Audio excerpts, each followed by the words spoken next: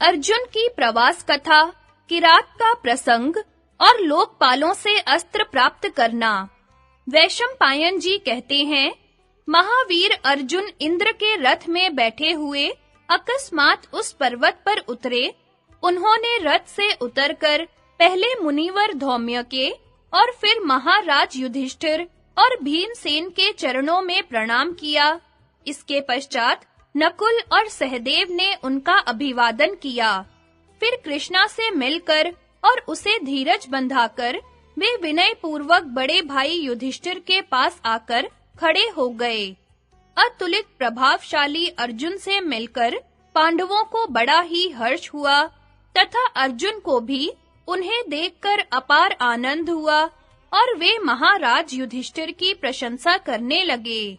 पांडवों ने इंद्र के रथ के पास जाकर उसकी परिक्रमा की और इंद्र के सारथी मातली का इंद्र के समान ही सत्कार किया और उससे सब प्रकार देवताओं का कुशल क्षेम पूछा। मातली ने भी पिता जैसे पुत्र को उपदेश करता है, उसी प्रकार पांडवों को उपदेश करके उनका अभिनंदन किया और फिर उस अमित प्रभावशाली रथ में बैठकर देवराज इंद्र के पास चला गया। मातली के चले जाने पर अर्जुन ने देवराज के दिए हुए अत्यंत सुंदर और बहुमूल्य आभूषण द्रौपदी को दे दिए। फिर सूर्य और अग्नि के समान तेजस्वी पांडव एवं ब्राह्मणों के बीच में बैठकर वे यथावत सब बातें सुनाने लगे। उन्होंने बताया कि इस प्रकार मैंने इंद्र, वायु और साक्षात श्री महादेव जी से अस्त्र प्राप्त किए हैं तथा मेरे स्वभाव से भी इंद्र और समस्त देवता पूर्णतया संतुष्ट थे। इस प्रकार शुद्ध कर्मा अर्जुन ने संक्षेप में अपने स्वर्ग के प्रवास काल की बहुत सी बातें सुनाई। फिर उस रात को उन्होंने आनंद पूर्वक नकुल और सहदेव के साथ शयन किया। रात्रि बीतने पर प्रातः काल के समय वे भाइयों के सहित धर्मराज के पास गए और उन्हें प्रणाम किया। इसी समय देवराज इंद्र अपने सुवर्ण जटित रथ से आकर उस पर्वत पर उतरे। जब पांडवों ने उन्हें उतरते देखा तो वे उनके पास आए और उनका विधिवत पूजन किया। परम तेजस्वी अर्जुन ने भी देवराज को प्रणाम किया और सेवक के समान उनके पास खड़े हो गए। इस समय उदार चित्त धर्मराज का हृदय हर्ष से उमड़ रहा था। उनसे देवराज इंद्र ने कहा, पांडुपुत्र, तुम प्रसन्न रहो, तुम ही इस पृथ्वी का शासन करोगे। अब तुम काम्यक वन लौट जाओ। अर्जुन ने बड़ी सावधानी से मुझसे सब शस्त्र प्राप्त कर लिए हैं। इसने मेरा प्रिय भी किया है। अब इसे त्रिलोकी भी नहीं जीत सकती। कुंती पुत्र युधिष्ठिर से ऐसा कह वे फिर स्वर्ग को लौट गए। इंद्र के चले जाने पर धर्मराज ने गदगद कंठ होकर अर्जुन से पूछा, भैया, तुम्हें इंद्र के दर्शन किस प्रकार हुए?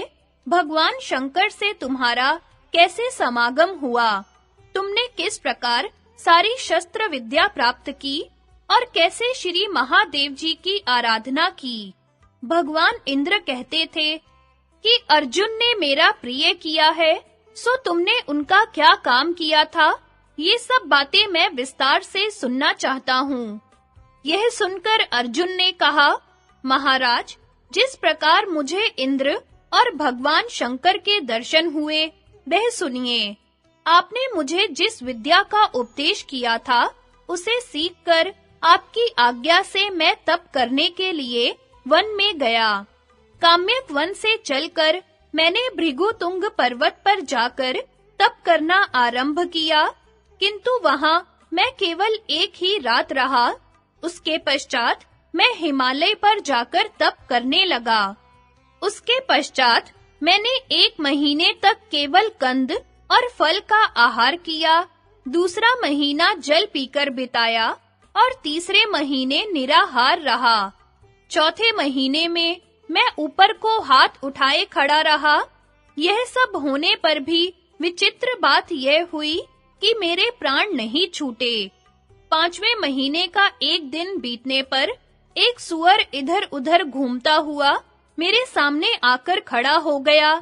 उसके पीछे-पीछे एक किरात वेशधारी पुरुष आया।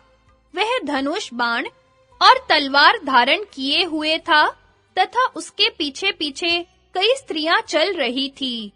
तब मैंने धनुष लेकर उस पर बाण चढ़ाया और उस रोमांचकारी सूअर को बीन दिया। उसी समय उस भील ने भी अपना प्रबल धनुष खींचकर बाण छोड़ा, जिससे कि मेरा मन दहल सा गया। राजन, फिर उसने मुझसे कहा, यह सूअर तो पहले मेरा निशाना बन चुका था, फिर तुमने आखेट के नियम को छोड़कर उस पर वार क्यों किया? अच्छा, तुम सावधान हो जाओ, मैं अपने पैने बाणों से अभी तुम्हारे गर्व को चूर किए देता हूँ। ऐसा कहकर उस विशालकाय भील ने पर्वत के समान निश्चल खड़े हुए मुझको बाणों से आच्छादित कर दिया तथा मैंने भी भीषण बाण वर्षा करके उसको ढक दिया। उस समय उसके सैकड़ों सहस्त्रों रूप प्रकट होने लगे और मैं उन सभी पर बाण वर्षा करने लगा। फिर वे सारे रूप मुझे एक हुए दिखाई दिए तो मैंने उसे भी बीन दिया। जब इतनी बाण वर्षा करने पर भी मैं उसे युद्ध में परास्त न कर सका तो मैंने वायव्य अस्त्र छोड़ा, किंतु वह भी उसका वध न कर सका। इस प्रकार वायव्य अस्त्र को कुंठित हुआ देखकर मुझे बड़ा ही विस्मय हुआ। फिर मैंने बारी-बारी से उस पर स्थूणाकर्ण, वारुणास्त्र, शरवर्षा अस्त्र, शाल्भास्त्र और अश्मवर्षा अस्त्र भी छोड़े, किंतु वह भील उन सभी अस्त्रों को निगल गया। उनके ग्रस लिए जाने पर मैंने ब्रह्मास्त्र को आज्ञा दी। उससे निकलते हुए प्रज्वलित बाणों से वह सब ओर से ढक गया, परंतु उस महातेजस्वी भील ने उसे भी एक क्षण में ही शांत कर दिया। उसके व्यर्थ हो जाने पर तो मुझे बड़ा ही भय हुआ।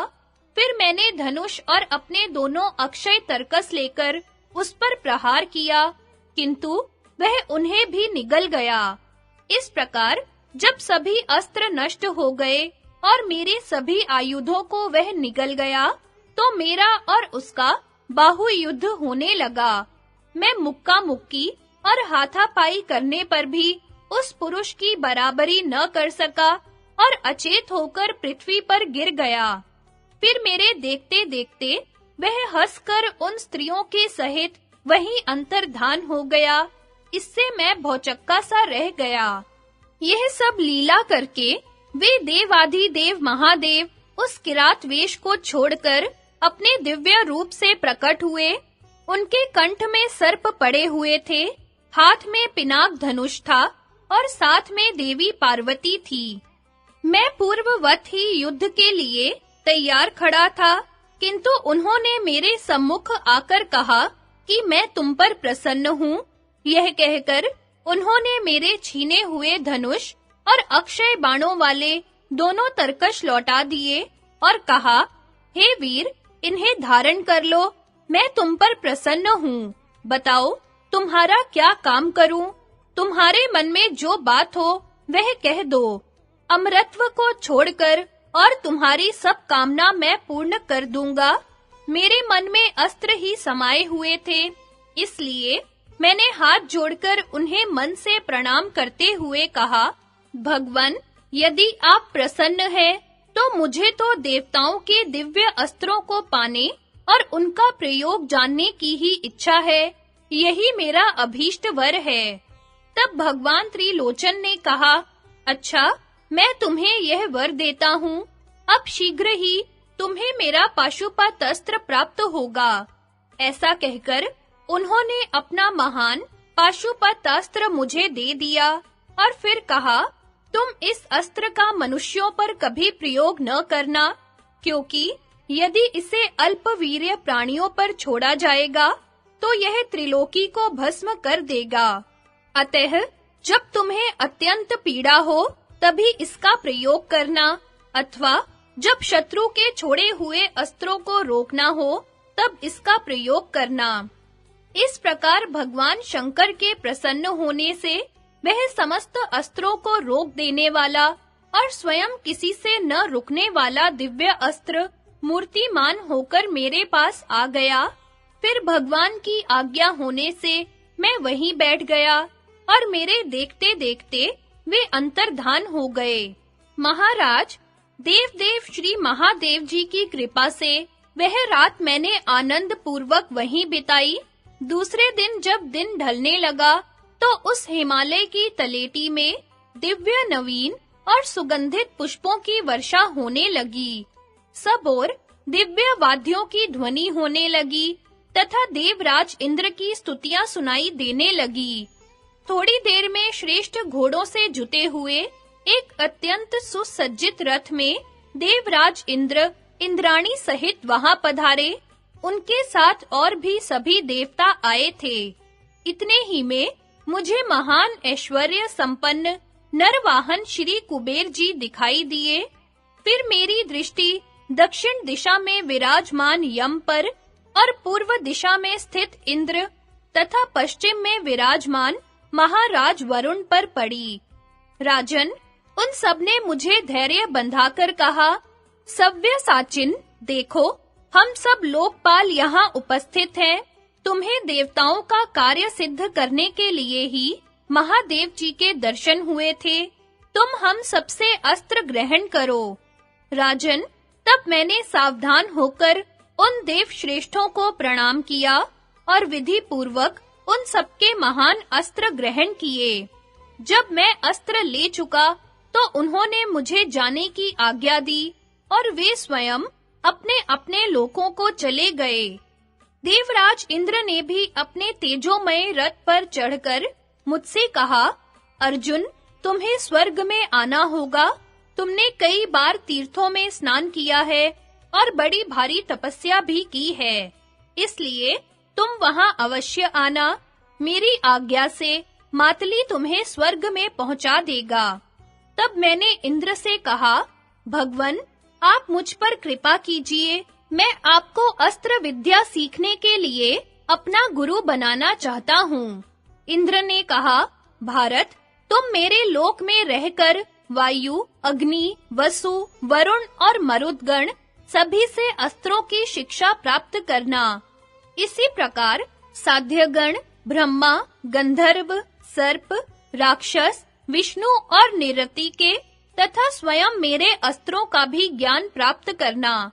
मुझसे ऐसा कहकर इंद्र वहीं अंतर्धान हो गए।